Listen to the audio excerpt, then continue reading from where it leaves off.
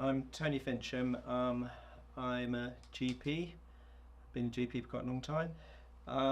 And I mean, we're general practitioners. We are generalists, so we do a little bit of everything. My approach to general practice tends to be holistic.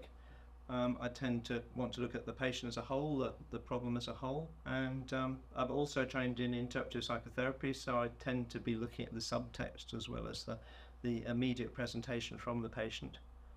And I suppose that because I'm older and I've done a lot of looking after nursing homes and residential homes, I probably particularly specialise in old people, but in the past my specialism was obstetrics and gynaecology, so I've got wide interest in a bit of everything to do with medicine. Well, I did my medical training originally at Guy's Hospital, and then after that it was all in Kent. I worked in South East Kent, Folkestone, Dover, Ashford, and then I did my GP training in Tunbridge Wells and that area. But I have a deep-rooted background in general practice because both my parents were GPs, and in those days the surgery was attached to the house, so from the age of 3 I sort of grew up in a GP surgery.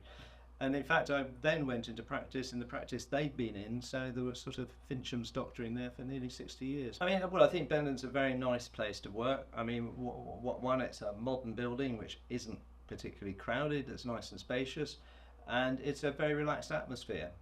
So it's the ability to spend time with the patient, to listen to them and to try to help them. Well, I've got a particular interest in literature. I've actually got a PhD in English as well as being qualified in medicine, and my particular interest is Thomas Hardy. I'm the Vice President and currently Vice Chairman of the Thomas Hardy Society, which functions down in Dorset.